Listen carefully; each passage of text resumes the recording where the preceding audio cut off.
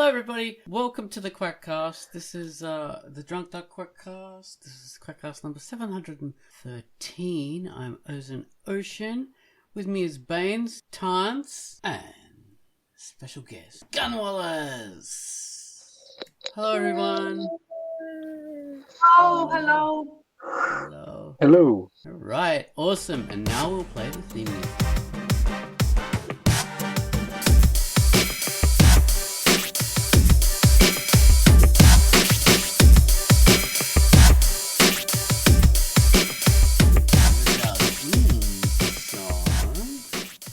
Okay, so now we're going to talk about the things that we normally talk about when we come back after the theme song, which is the featured comic and the featured music. And, of course, this Quackcast being all about Mr. Gunwallace. But before we get into that, we have a special from Tantz. So, do you think, Tantz? Yeah, as you probably know, we have been absolutely nuking the Twitter account from Drunkduck's Twitter account. It's going to be completely empty of tweets probably by Sunday. And everything has been moved to Blue Sky and our account in Blue Sky. And we have there a starter pack that is going to help you get followers if only you ask me that moderates the account for Drunkduck to add you there. So please, when you go and follow the Drunkduck account, also make it a point to send me either a private message, a DM, or in any post, just reply and say like, please add me to the starter pack so that I can do that. Because I don't know absolutely every Drunkducker on the site. So I cannot mysteriously, magically know who you are. Please send me a message, I will add you, and everyone is going to be, promoted on Blue Sky. Yeah, the dogs are excited. Dogs of war. Okay, that's awesome. I hope everybody heeds that and then they come into Blue Sky and all become members of our little Drunkduck artistic webcomic community. Right, so next up, I'm going to introduce the featured comic. Oh my god, so yeah, I'm going to be talking about the featured comic, and the featured comic this week was Echo and Bolt's A Halloween Special. Hello, I am Ozoneocean, and my feature for the week was Echo and Bolt's Halloween Special. A group of young friends are off trick-or-treating in the neighborhood, collecting many lovely yummy treats and showing off their fantastic outfits, but there's a dark presence on the prowl.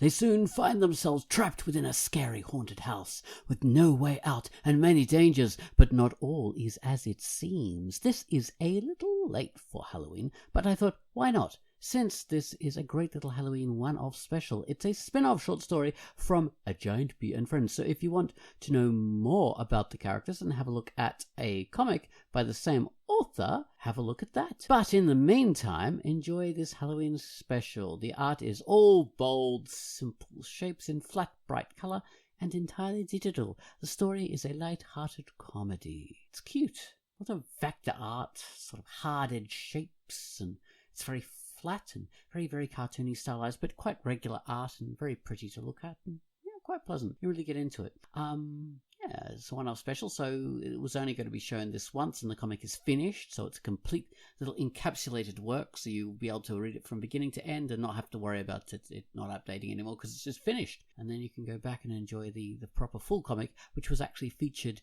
sometime, I think, last year or the year before. So yeah, there you go. This is work by 1/2, and it's rated T14. Echo and Bolt's A Halloween Special.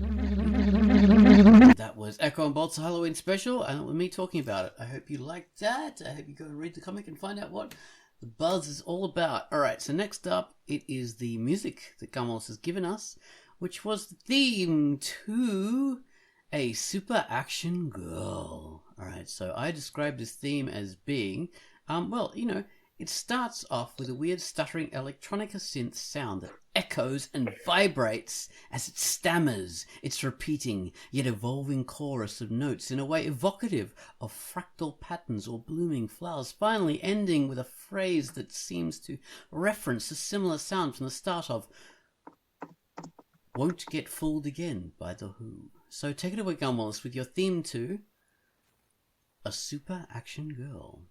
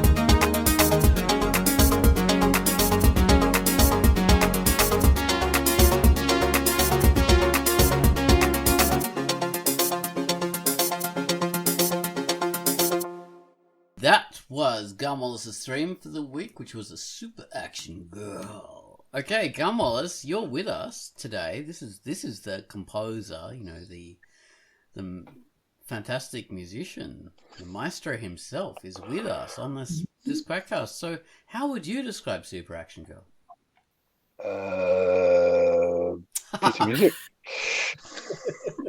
How did you come up with this piece of music? Were you inspired at all by the start of Won't Get Fooled Again by The Who? No, it wasn't. It's just a coincidence. It is, yes. Wow. Yeah, I tried to do something completely different at first, which was going to require a chorus of female singers, which I didn't have handy. So, why didn't you just up the tone of your own voice and then just do that again? Yeah. Maybe another day. Maybe I'll do a second theme for it sometime. More. So, do you have a bunch of? I'm sure you have a bunch of bits and music and all kinds of stuff around since you play music. But is it? Do you use a lot of it for comics, or sometimes? Yeah. Never you use existing. Yeah. Yeah. Often I'll just make a piece of music and then go, oh, surely there'll be a comic that comes along that fits that at some point. Yeah. Like it'll have a certain mood or a certain something by Yeah.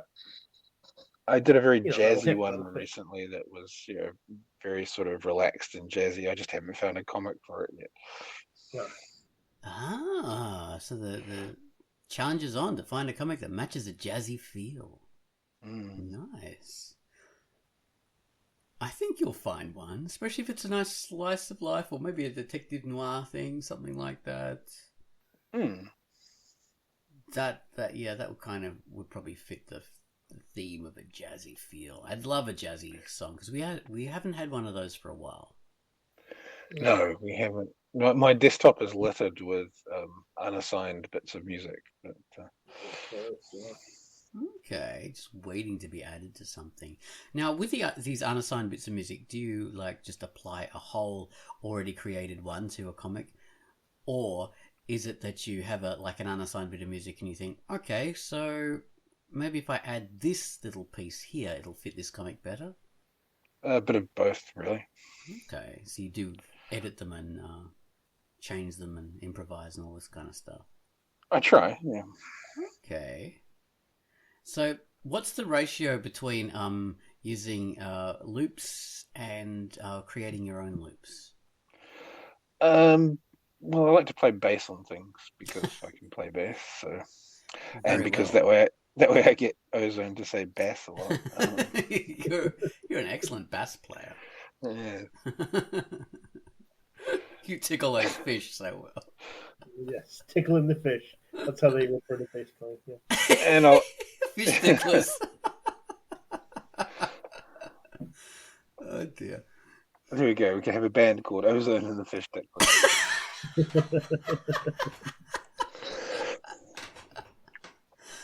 You'd just be like me and 5 bass players. Yeah.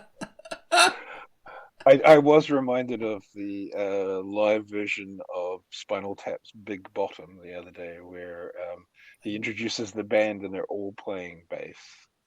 Oh, that was magnificent. They were like, really noted bass players too. They were famous bass players. It was incredible. There was so many of them. They did this one, I think it was like in a castle or something. I don't know, this European tour, and they had all these famous bass players playing this song, and it was just amazing because it's a good song. Wow. It's a good bass line. I like it. Yeah, so that's the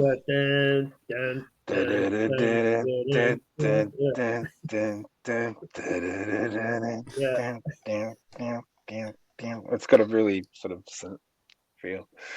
Yeah, it is very evocative of some gigantic bottom. So you're playing live bass on these tunes, or a lot of the. I try, yeah.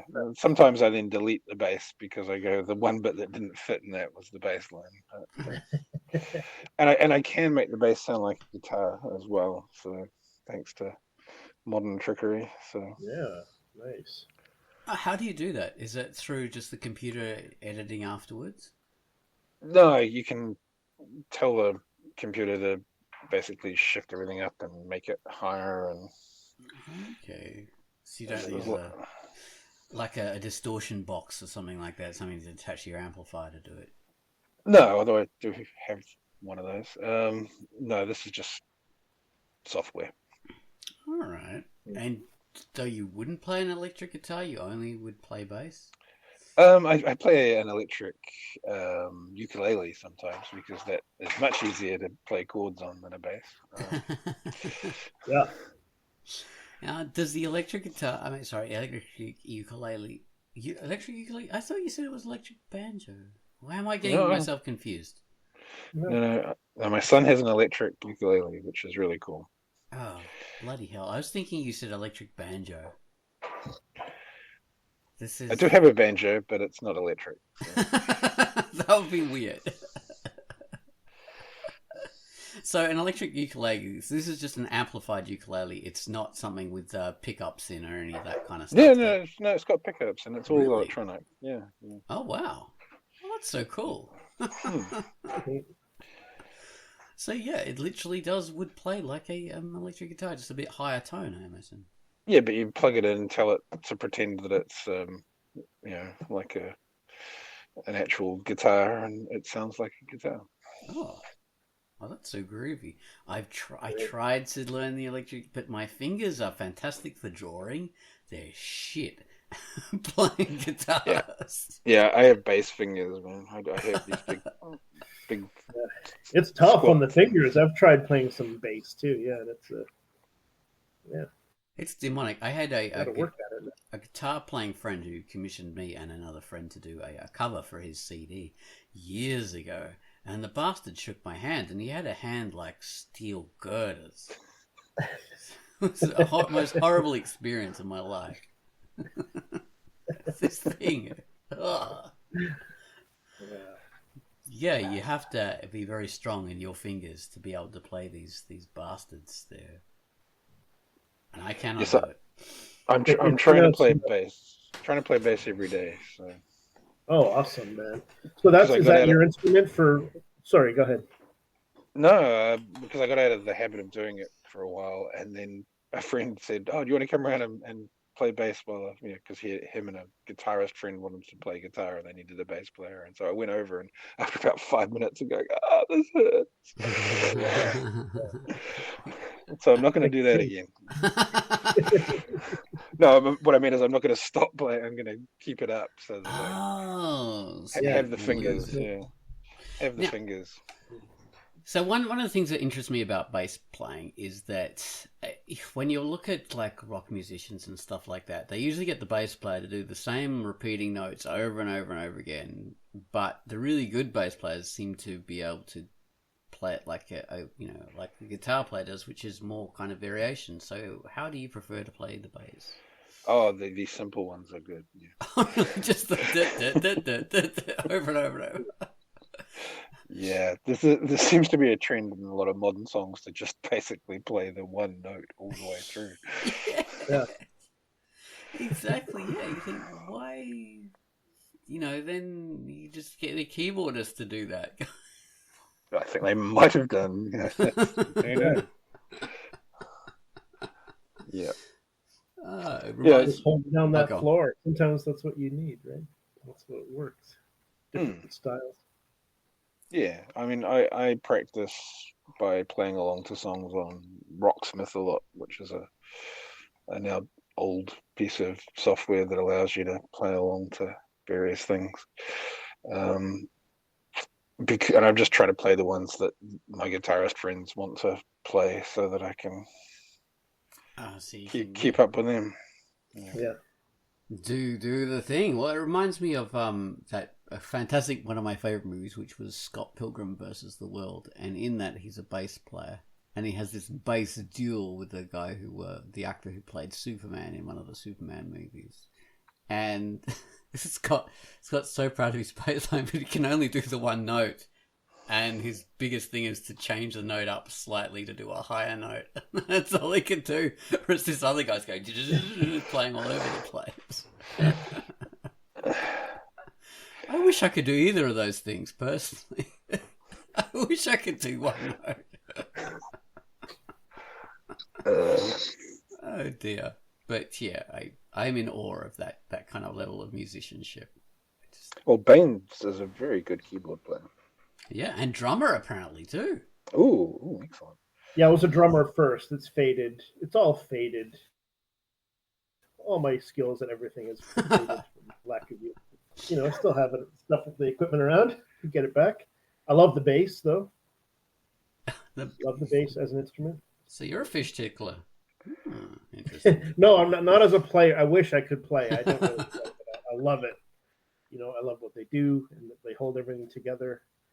And it's like, people have pointed out, like, if the bass is doing its job right, nobody even notices it. I find that so neat about bass playing. But then if it's screwing up or if it's not there, like, nothing works. I know there's some good bass players that sort of take over though too. There's the guy from from Rush, Yeti. Oh yeah, there's him. Who's the fricks that band? Winona's Got a Big Fat Beaver. That was one of their favorites. I don't know though. They did the theme to South Park. Primus. That's it.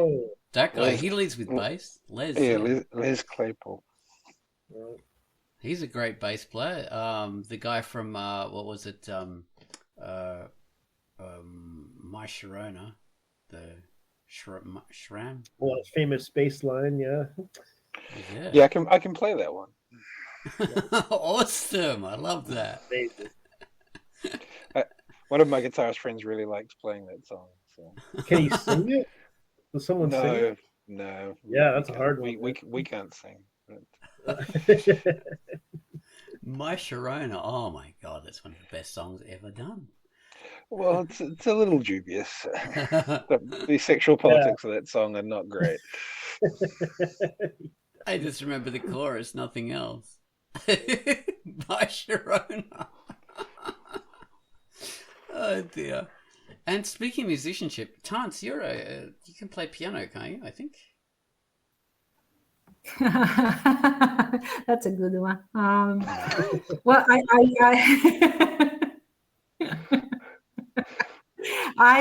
okay. So I used to be able to play the piano somewhat. I had a terrible piano teacher, and I managed to play up to like little sonatas, but I could never read the notes. So I always played by ear. And now I have never touched the piano. I haven't touched the piano for at least like 20 years. Oh my god. No. The only thing I can play is like the beginning of Free Release and Chopsticks, and that's pushing it. So Oh, well, that's Yeah. enough. That's enough. You've got to do that and do a recording and send it to Gunwallace, and he can add it to a theme. yeah, absolutely not. Oh, I would like that at some point I would like to learn to read notes because that feels like it's my experience of being locked out of print, basically. there's I would a like, yeah. there's a little app you can get called Clefs, which teaches you Mm. music very simply. Oh. Teaches you music notation really simply. Just by, like most of those things, if you try and do it every day, you'll get somewhere. If you Nice. don't, then you won't. Nice. Yeah. That's like CLEFS. Yeah, as in Mhm. Clef. Yeah. Yeah. It has the option to learn bass stuff, bass clef. Nice. Very nice. And if I actually did it every day rather than once every 2 years when I remember it, That was one thing I found not that hard. Learning to read music wasn't that difficult, oh dear Lord. but playing music was hard because it's translating a concept into symbols. So that was not as if once you understood how things are meant to sound, then I could start to. Obviously, I can't read like a sheet of music, but when I started to learn, then I could, and I could work out what basic music was meant to sound like by looking at the sheet music, basic music. So that was easier to learn than actually playing. Right. No, for me it was the reverse, and I really, in that I do blame the teacher that I had, because what she would do, she would play the piece for me, and then tell me, okay, you play it, instead of taking the time to teach me the notes. Like she would have the sheet of music like on the whatever it's called, like where it stands on the piano, but she felt it was easier to just let me hear it, and then I played it by ear, because I watched her hands and I listened to what she was playing, and then I played it, and that's how I did it. But I could never, for the life of me, like if you gave me a sheet of music and told me to play it, I would not be able to do that, which is sad. Like imagine having to like memorize 10 minutes of classical music. Yeah. Yeah. For sure. Although being able to play by ear is amazing. That's a great thing. Yeah. Oh really? Oh, thank you. I guess that's awesome. That kind of came. I don't read music well either. I'm still, the rare times I do try to read a piece, I'm still like, every good boy deserves fudge. Okay. That's the trick to know the staff, the music staff, and find your starting note. The bass clef, it's another thing. Yeah. But I was chords. I learned like chords. Oh, and that was how I based on. God, those are hard to learn. Then learn the scales, kind of thing. Scales were easy because again, I didn't need to read anything. I could just count the lines on the what's it called, the 5 lines. Okay, this is the starting note. So this how many notes are on the scale? This many notes. I can start going. And there was that. So yeah, that's how I did my practice. Jeez. Well, yeah, and Gunwallace is our master because he actually keeps on doing it. He practices, which is what you have to do with music. That's amazing, yeah. Well, how did you start? Were you like bands and chords, or reading charts, or when I turned 40, I thought I should learn a musical instrument, and so my lovely wife took me to buy a bass, and why bass? No lessons. That's amazing. That's great. Wow. It is amazing, yeah. The first thing I noticed was that my hands changed. Suddenly when I first started playing the bass, I was going, how does someone get from here to here? It's impossible. And then after a few months, the span of my hand had changed. Wow. It's the same as in the piano. Like you can reach around like 1.5 octaves. At least I could. Wow. And Really? yeah. You can do it fairly easily once you get used to the keyboard, sort of. Yeah. And That's really good. I don't know if that's true. Like my teacher would say that Liszt was amazing because he could reach and like his hand could cover 2 octaves, Good which is grief. insane. Yeah, it's like I don't know, Mr. Fantastic or something with Yeah. He had big, long, rubbery fingers that just stretched. Yeah. He was all in proportion that he was 8.5 feet tall.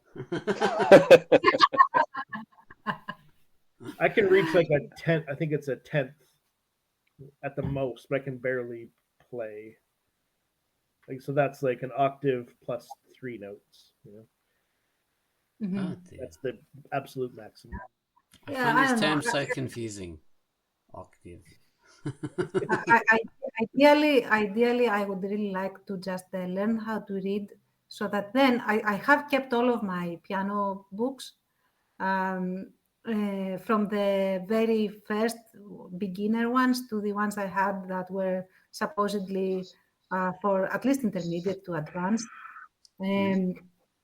So if I learn to read the notes, I can just, I know I am a teacher. I know how to teach myself, and I can just reclaim all the stuff that I never really learned. And of course, she never took me to sit any kind of examinations because then it would be exposed that she wasn't teaching me. And I was too young, and my parents were both working, so nobody realized that I wasn't actually learning the piano because I played pieces.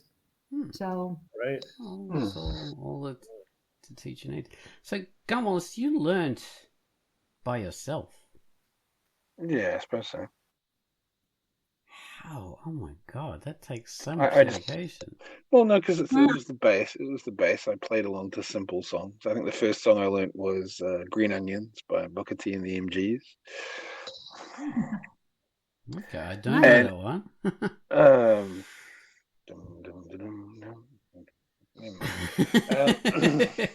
The bass is very simple. It's just 12-bar blues, and so I learnt how to play 12-bar blues a lot. Boogie shuffles and things. And then I discovered that a couple of people I knew played guitar, and sometime later we all went round to someone's place and plugged in and played, and it turned out that having a bass player was kind of useful for them because suddenly they had something anchoring them.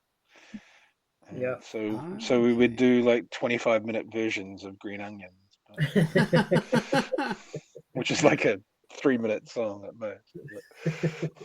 As an improvised jam. Okay. Yeah. That's pretty cool. Pretty much. And then, if they wanted to play in a different key, I could just play a different blues shuffle, really. Yeah. Okay. So you just sort of fell into it. Yeah. Jeez. Well, it's still amazing to have that level of skill that you can do that, and that level of skill off the back of dedication. Skill's a very big word. Yeah. I mean, as a person after 40, learning a musical instrument to such a level that you can actually participate in that kind of group activity, that's pretty awesome. Well, I did do guitar lessons when I was very young, but I probably had a worse teacher than Tantz. So. Same teacher, probably. The only good thing I got out of that teacher was a cat. Oh. It was a stray cat hanging at her door that she didn't want to it just wouldn't go away, but she wouldn't feed it, so it was looking a bit poorly. So I brought it home. Nice. That is a fantastic silver lining. Yep. And she then managed to get pregnant before we could get her to the vet, and had 2 kittens. which we kept. They were both pure white kittens. So.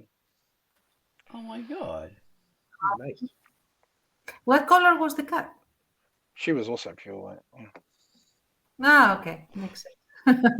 Taking after Mum. Mm. Okay.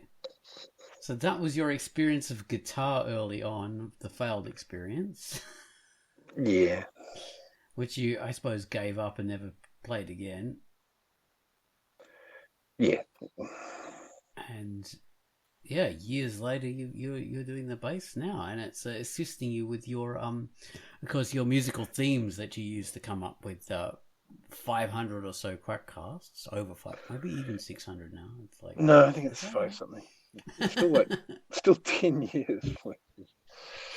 I know, it's been colossal. I was just going to keep exaggerating. So you've done like 1 million Quackcasts. Well, if you count all the ones that I've then deleted and gone, well, that didn't work, then yeah, 600 easy. But, Yeah. Probably more like 1,000. But Yes, precisely. Do you have one or a couple of your favorite ones that you've done? Or? Interesting. Well, I really like that Joe Pop one that we did where you guys did the voices and Banes.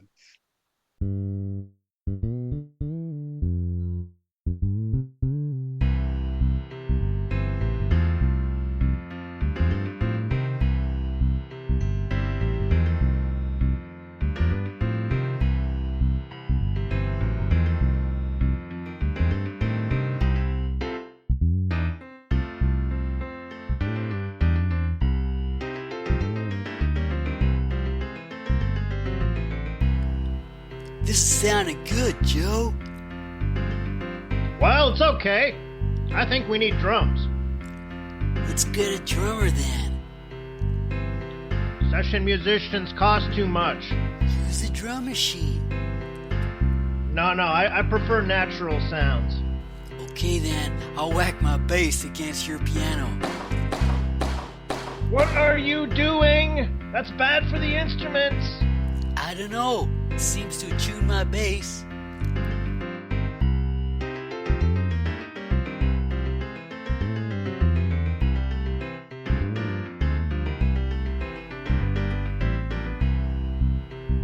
What this piece really needs is some strings. What, like balls of yarn? No, an orchestra. Something classy and cinematic. If we can't afford a drummer, we can't afford an orchestra, man. True. But hey, I played the cello when I was a kid. Maybe I could do some overdubs. Do you play anything else, Bob? I played triangle in my high school band. That's pretty lame, Bob. Hey man, it's a tricky instrument. Too tricky. That's why I switched to bass.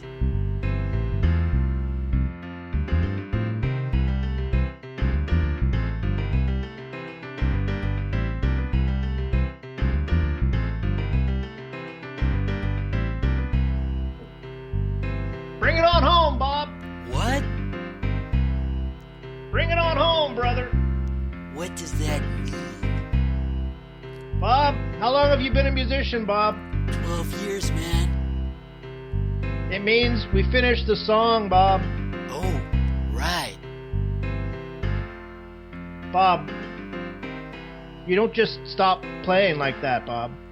But you said to, man.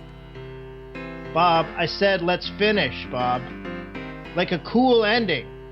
But together, Bob. Oh, right.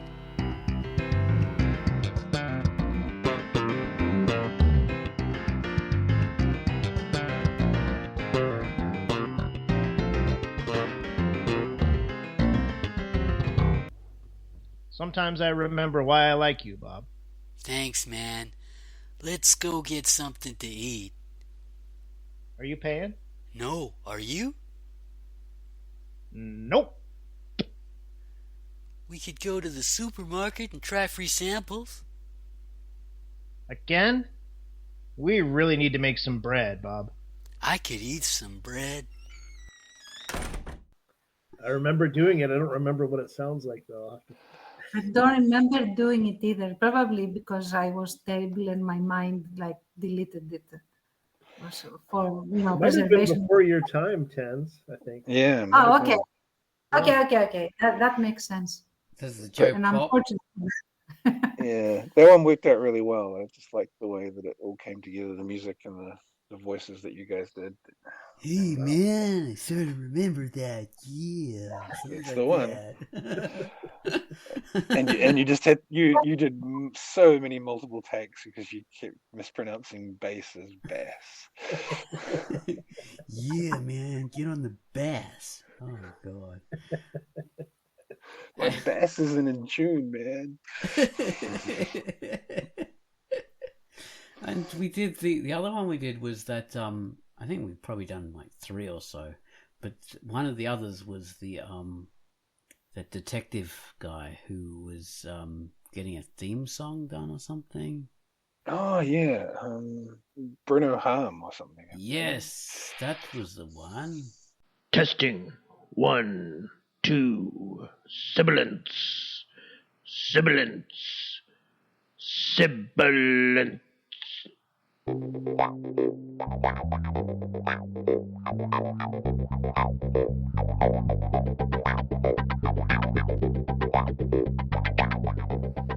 So, this is my new theme tune? That's right. I like that. I like that. Nice and relaxed.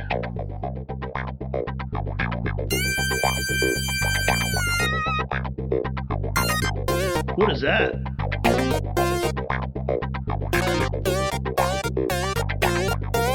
It's a funky old school organ line. Old school?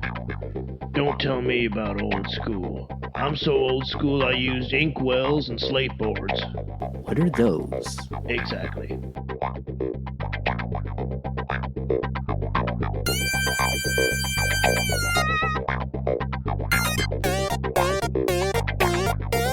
That funky thing is back again. Don't you like it? I do not.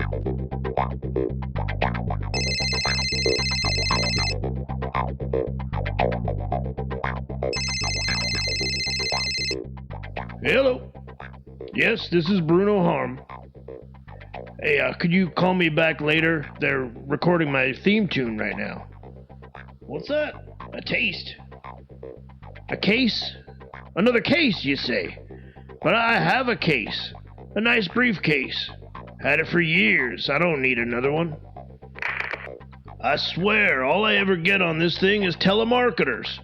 But that's progress for you. How about some guitar instead?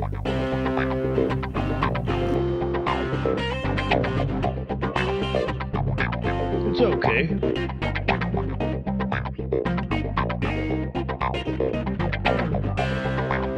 Yeah, I can live with that.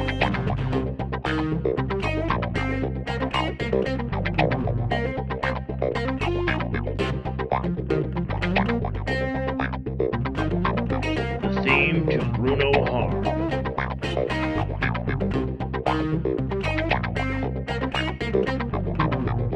All right, I'm off to have a bath. Turn off the lights when you go. This is our studio. Yeah, you'll figure it out soon enough. Sure, but where is he gonna take a bath? Oh no, the isolation booth!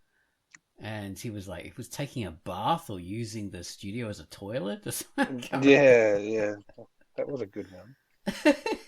Baines did Bruno's voice and he was amazing at it. Oh, really? I don't remember this one. I remember the comic, but... Oh my god, you don't remember any of the good stuff that you're good at. Oh. Jesus. Yeah, that was another freaking classic.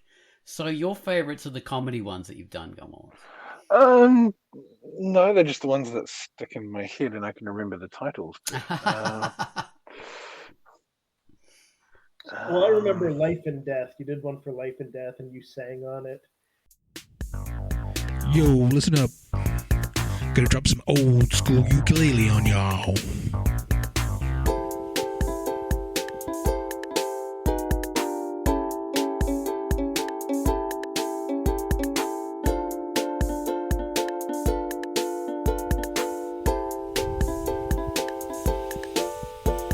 life and death, life and death.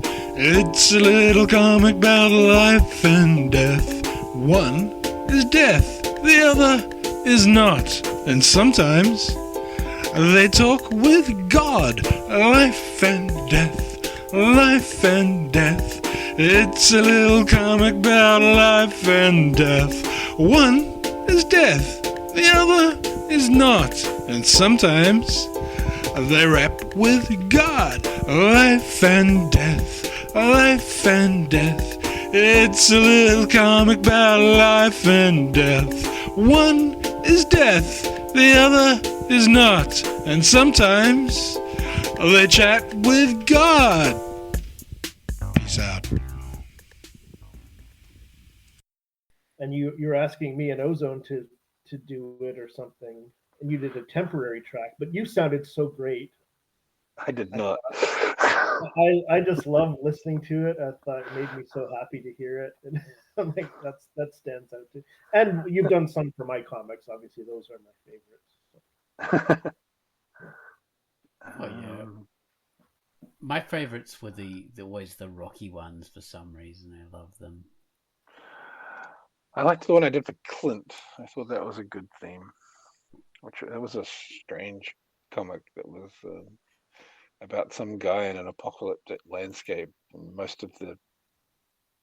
every now and then he's fighting these sort of insect creatures, but most of the time he's just sitting on a lawn chair insulting his neighbor who's on the other side of a rift. It was a really cool comic, that one. Nice. Clint. All right, I'm listening to it now.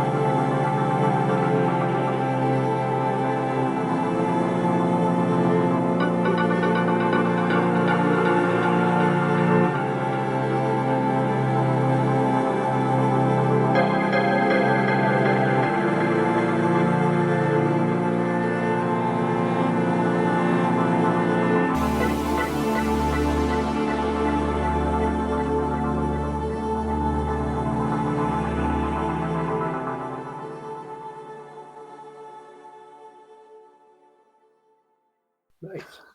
Sino. You still have those? Of course, I save everything.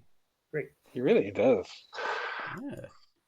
Well, they're So- very short anyway, right? Yes and no. Some are a couple minutes, some are less. I think. Mm. Yes, Gunwallace hasn't given us a huge 9-minute long opera piece yet. We're still waiting on that. Yeah, I should do my progressive rock phase. Put on the cape and get the keyboard out. I'm definitely no Rick Wakeman. Go full Wakeman.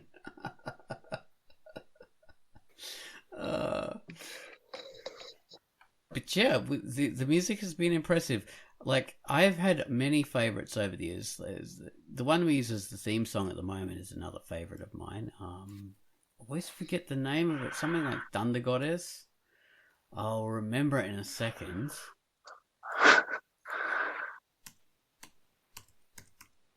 Jesus, what was it?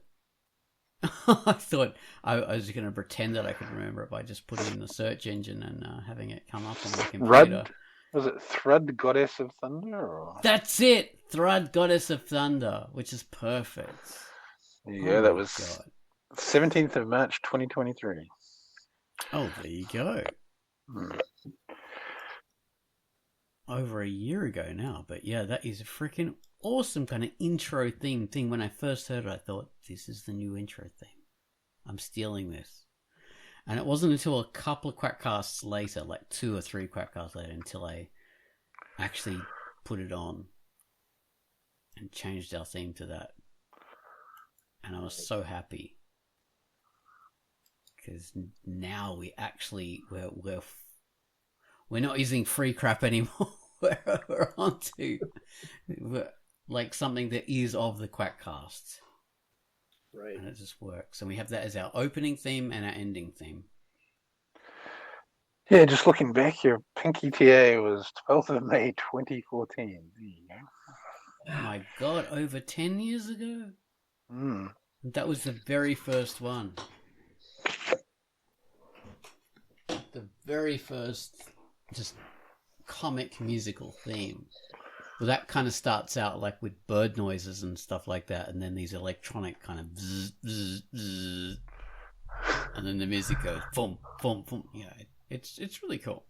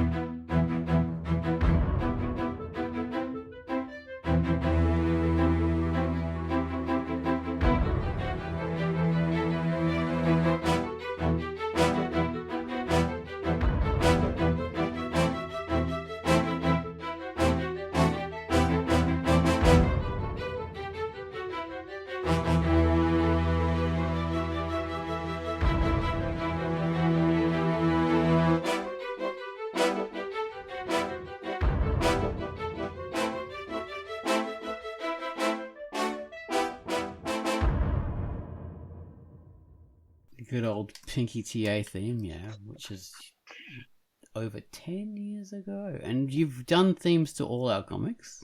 Typical Strange.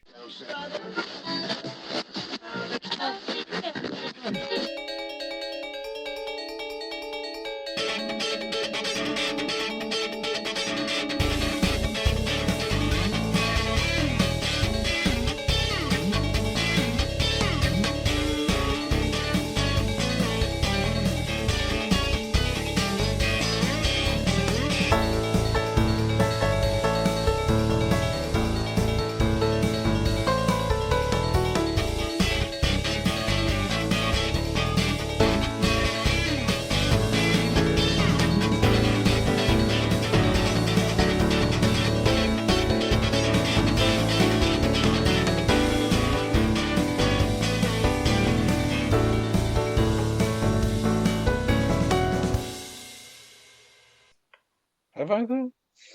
Yeah, you've done not all of our comics, but all of our comics. So what I mean is, Banes, Tantz, and I have themes, rather than themes to every single one of our comics. No. I may have tried to do some themes for some of your other comics, but they're in the trash.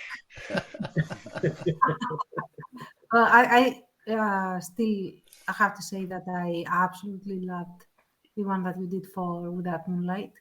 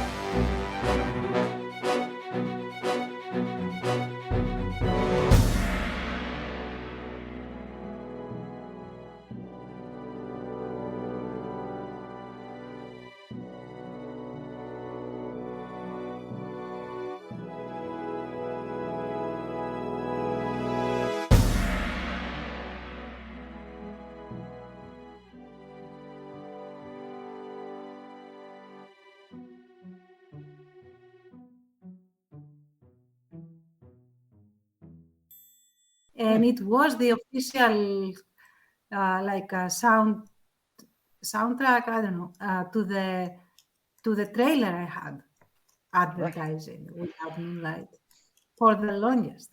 Nice. Yeah. Yeah, and that is a very 1960s kind of a World War II film kind of theme. It feels like to me one of those adventure war film kind of themes. It fits so well with that. And I really like how it starts with these like tiptoe droplets sound. I don't know how else to describe it. That then gives into this like blast of heavy, intense music. So yeah, I still remember it clearly because I didn't do any homework for this. I just remember it. It's very Hollywood. We were meant to do homework.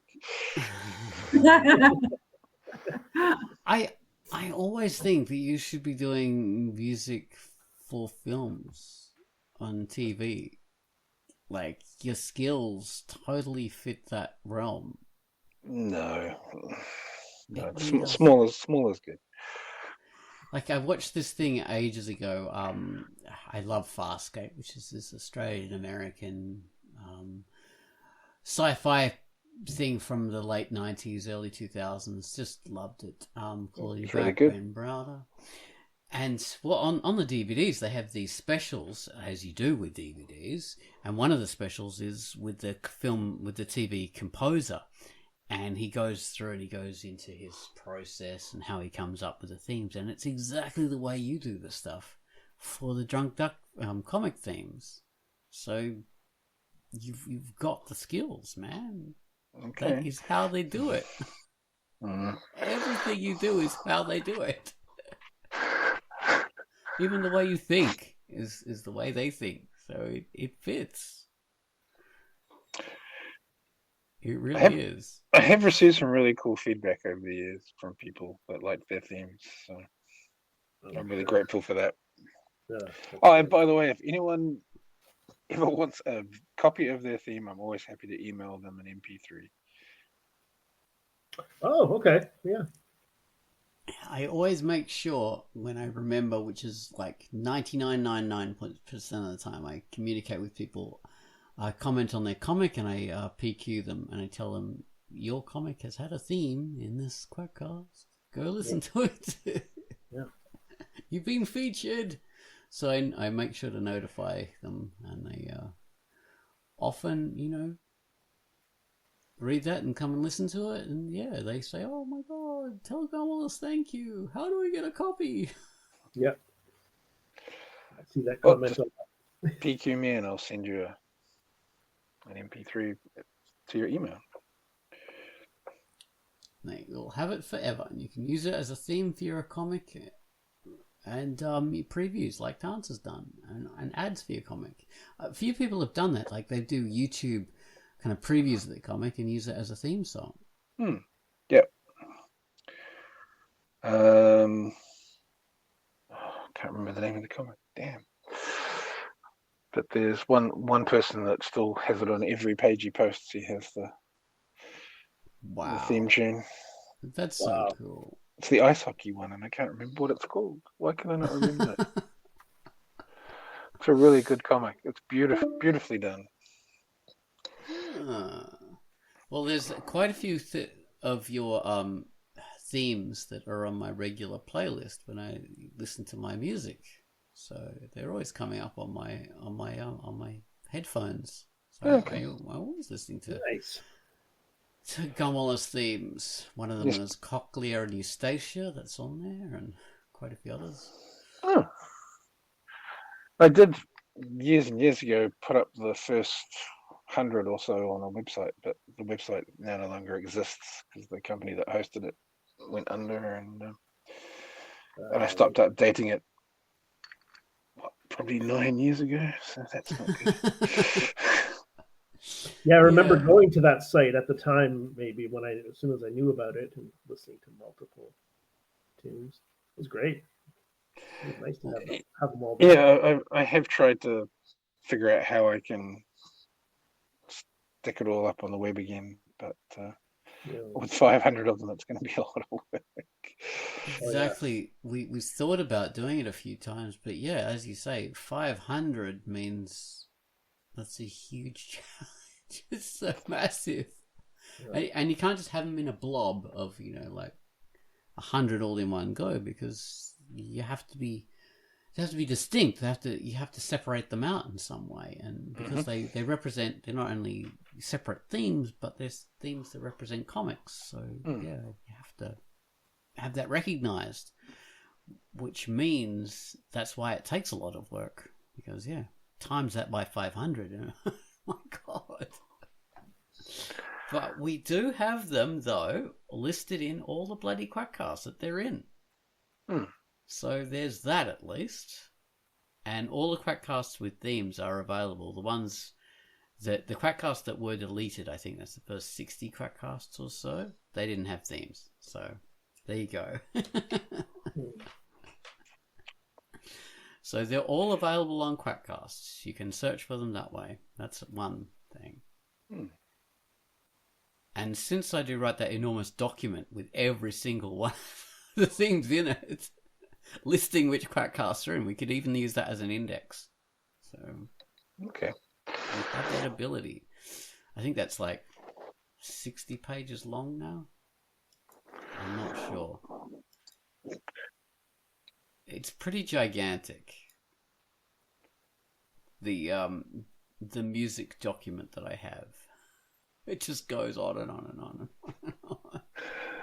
I do remember about 8 years ago there was a period where whenever I do a theme for a comic, it would stop updating, and I was worried I was cursing them.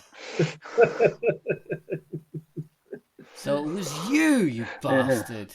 Yeah. Killing them off.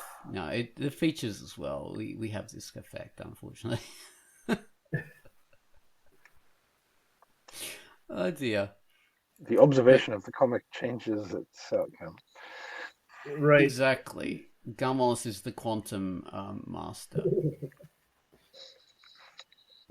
All right, it's 68, 69 pages, something like that. This document that lists all the themes. Yeah. Wow. Every single theme, as well as my write-ups to them, and links to them, which Quackcasts are in, and which date. Your write-ups are fascinating. I always think that the way you describe my music is better than the music. They are fun descriptions. They are. I used to just write like one line, like lovely music with competing themes representing two cats. That was one of the things they said. Oh God! Oh, that would be Ginger. That would be Ginger and Shadow.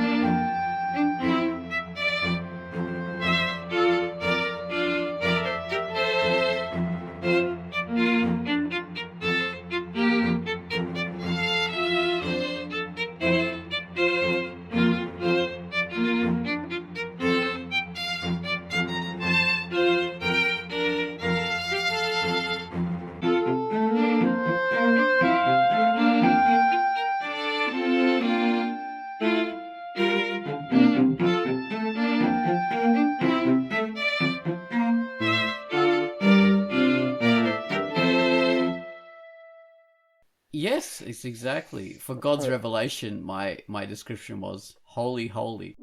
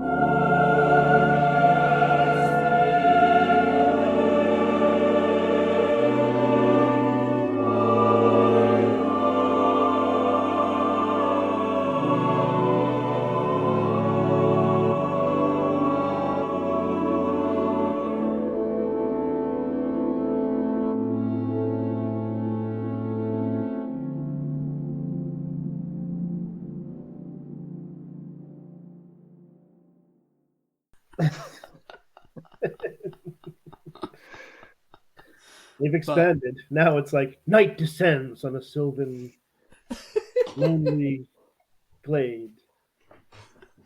Exactly. Yeah, look, okay, for super temps, sounding a lot like drumming on the open tops of a lot of PVC piping. This is a slow creeping beat that builds and layers, a real construction zone, stacking that scaffolding higher and higher into the dark sky, lit up bright by piercing arc lamps that star, blur and streak through the dark skeleton of the unfolding structure.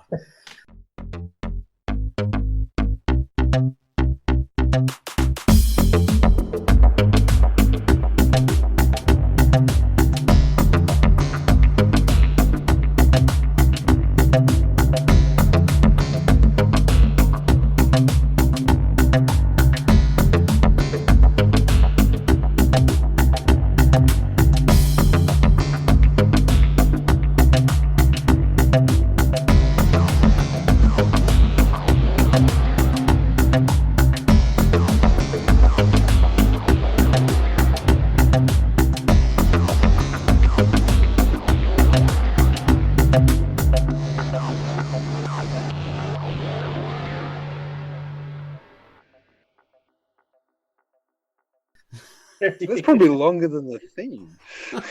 They're great. Oh dear, but yeah, I have a lot of fun doing that kind of stuff. But I think that's what the music deserves. That's the thing. I'm glad you do it. I'm glad you do it. I always get a kick out of your description. Although I can tell the ones you don't really like.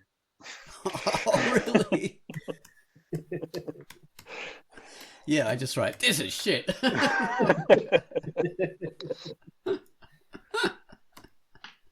Well, yeah, I love the things that are a bit evocative, and I love rocky stuff. Those are my favorite ones. But I try and stop myself from being repetitive for some things, because a lot of stuff has this feeling of, okay, so this sounds like a road journey or road movie kind of thing, like going through a desert. I think, oh my god, I've done that like a million times. Why do I keep on having this image in my mind of a car driving through a desert when I listen to this kind of a theme? So I have to come up with different ways of describing the same thing because it gives me the same feeling. Note to self, make next 12 themes sound like driving through a desert. And the other one is like Into the Clouds in Heaven. That's another one where I have that kind of a feeling, like and it just feels like we're ascending into the heavenly sky with the sun streaks through these clouds, and all that kind of stuff. And I have a lot of descriptions that are along those same lines. Oh dear. So yeah, you have to do those kind of things. You have to consciously mix it up a bit. But yeah, the music is always fantastic. And we have to mention like your latest project, which is On the Edge. The Star Trek role playing story.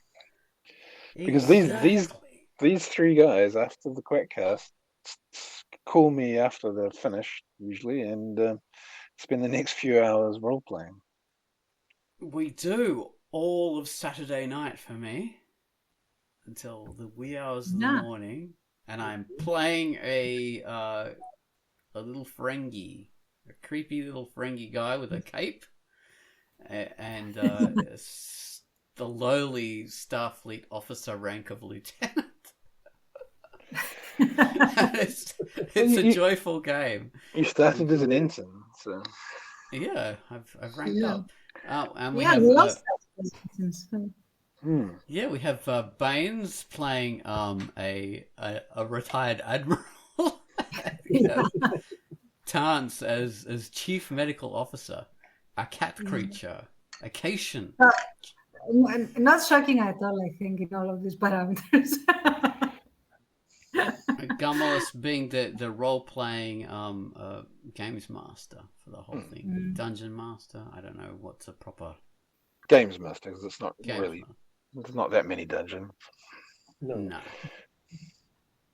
that's the traditional kind of wording. But yeah, it's freaking awesome. So it's based in the period just after Star Trek Next Generation, Lower Decks kind of period. So we have all that kind of... No, it's way before Lower Decks. Way before Lower Decks. But we still have that sort of eclectic feel to it, that anything can happen. So we can have people visiting from mainly they visit from Star Trek The Next Generation or Voyager or Deep Space Nine, that kind of stuff. Yeah, you haven't had any Voyager visitors yet because they're off being in the Delta Quadrant. Yeah. But you've interacted with Troy and Beverly Crusher, and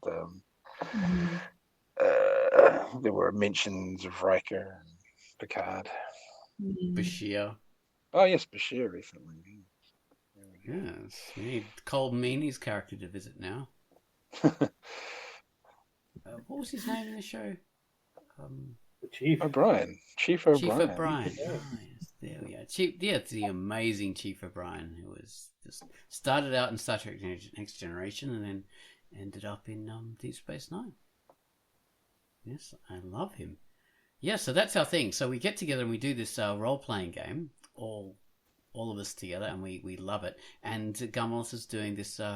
It's kind of it's like a picture book out of it.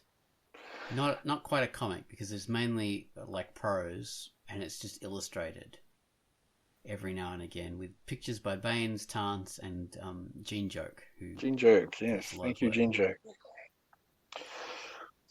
Yeah, he's an amazing fellow. Genejoke is fantastic. Of course, Genejoke, you might know him from his comic Light Bites and all kinds of stuff. You know, he's behind so many comics. Like Gunwallace, he's a fantastic writer and organizer of things. Well, his comic Albion is a Star Trek related one, and that's why I knew he could make what's called Star Trek pictures. Star Trek pictures. For sure. He's a master at it. And yeah, Banes, you've done a whole hell of a lot of these pictures for the comic too. Like, you come up with these amazing ones, and you give us like 5 different versions. Once you get going, it gets like very exciting and addictive to make. And actually, Genejoke has helped me a lot with like learning that, or getting me into like 3D software, and helping me with like ship models and different things and where to find stuff and everything. So. Well, you do 3D model versions, then you do like versions in your typical strange style, and then you do versions in super like chibi comic style. A little bit, yeah, a little bit of drawing. I've drawn way more than I've sent you guys because they so often don't work out. Oh, I love your drawings, man. Oh, I know the ones I send. I'm like, I can send this. Oh no, all your drawings. You're a bit like a Genejoke in that you guys are really good comic drawers, but you don't feel confident enough in your comic drawing. I'll send you the stuff I rejected, and you'll change your tune.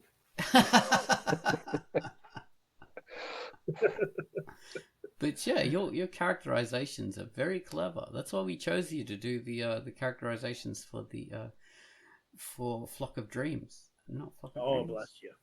Flock of Awesome. Was it Flock? Well, yeah, it's really fun, and I love the writing. Key of Dreams. That's it. Yeah, Key of Dreams. Yeah, the Flock of Dreams anthology, still on sale.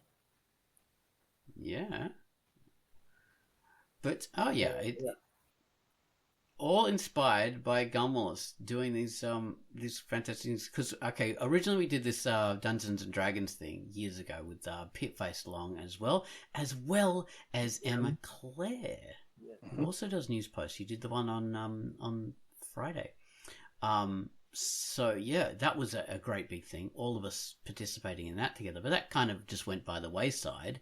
And recently, we all thought, we want to do another roleplay thing. And I asked Gunwallace, and Gunwallace said, yep, let's try the Star Trek thing that I've kind of brewing up. I think that was a thing.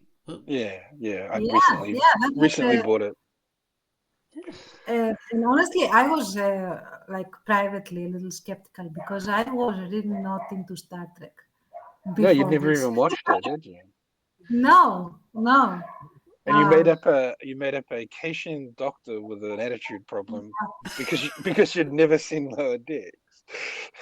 Exactly. I saw Lower Decks after you told me to watch it because, and you said there is one in Lower Decks, and yeah, that's how I got into it, and I sort of opened, went to watch Lower Decks a little bit like angry watching, like it was my own character before this. And then I just loved Lower Decks. It really helped ease me into the whole Star Trek universe. It's fantastic. Well, the Quackcast is going to end now because Google's going to kick us off. So thank you, Gunwallace, for being part of Quackcast number 713. Thank you so much. Thank you. That's right. And I'll see you very shortly for roleplaying. Yes! Yeah. Oh my god, we got to do our own Lower Decks. Yes! But better, because we have Tantz as a very original Caitian character who's even better than the one. He is objectively better than the Lower Decks. Oh, thank you.